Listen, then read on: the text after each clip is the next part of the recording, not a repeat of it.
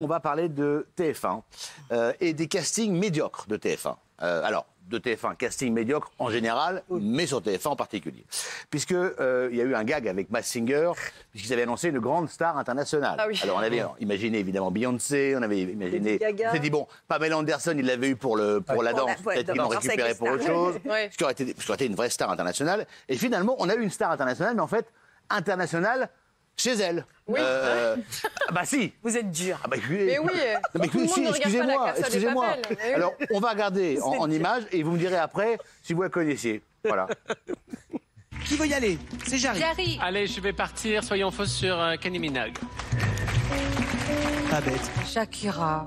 Tu vois, quand j'ai vu La Ballerine, j'ai pensé aussi à Nathalie Portman, parce qu'elle avait fait ce film sublime, tout à fait. Bah, Lady Gaga. Lady Gaga, ok. Et Eva Longoria, mais je suis pas sûr du tout. Oh, pas mal aussi.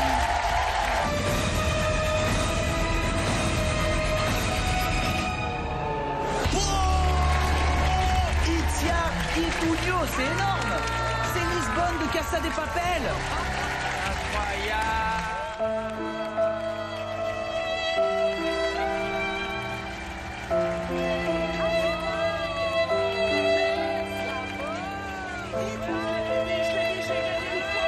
Non, alors là, je suis désolé.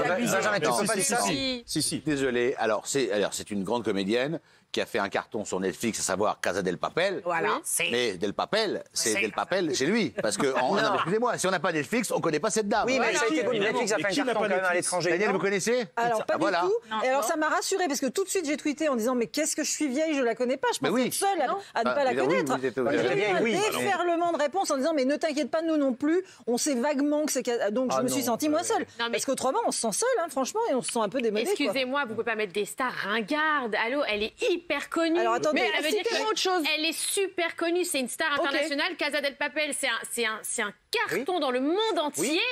Franchement, excusez-moi, une star, la définition, c'est que toutes les générations la connaissent, même si ça va pas trop. Pour se faire une idée sur le sujet, est-ce que les noms d'émissions avec star de chez ma sœur, de derrière, etc., on n'aurait pas pu arrêter le mot star et mettre célébrité ou vedette. Je suis d'accord. Ou mieux, vedettonnette.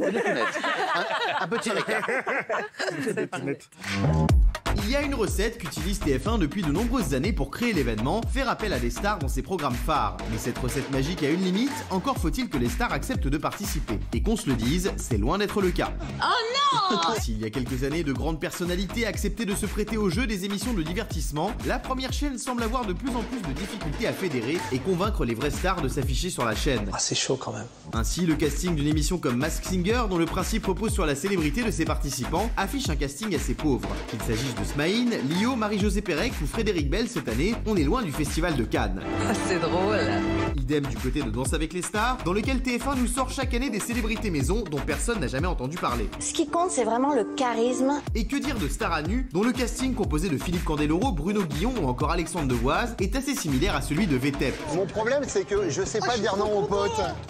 Alors, TF1 devrait-elle arrêter les émissions autour des stars ? Alors, de temps en temps, il y a un ou deux miracles. Ils ont vraiment une star importante, mais globalement, c'est vrai que c'est extrêmement pauvre et que le mot star, en tout cas pour moi, je vous le dis franchement, le mot star depuis très longtemps est totalement galvaudé.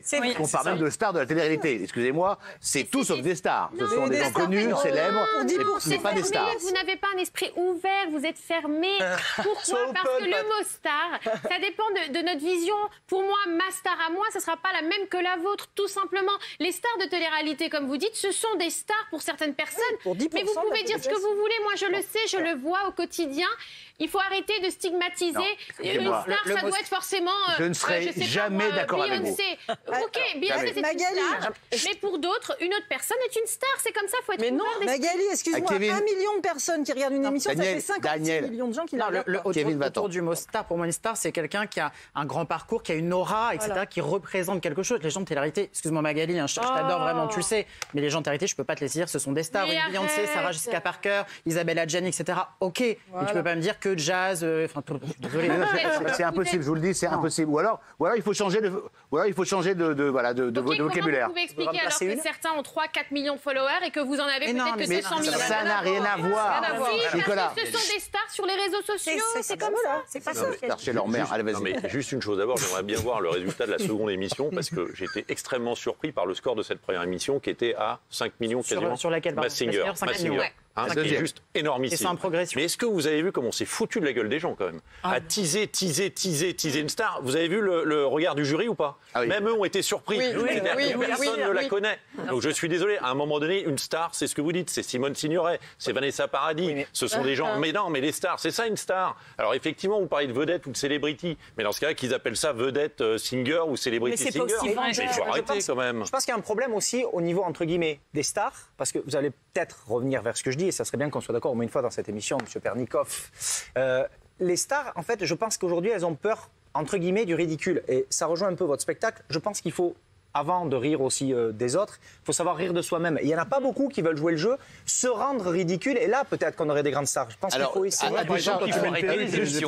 Juste à décharge, en Amérique, toutes les stars, et des vrais, je parle de Jim Carrey, je parle de Mel Gibson, participent régulièrement à des shows télé. En France, il y a une vraie scission, et il y a une vraie barrière entre la télévision et...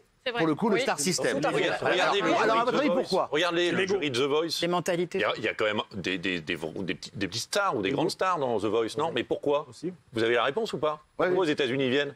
Parce qu'il y a de l'argent.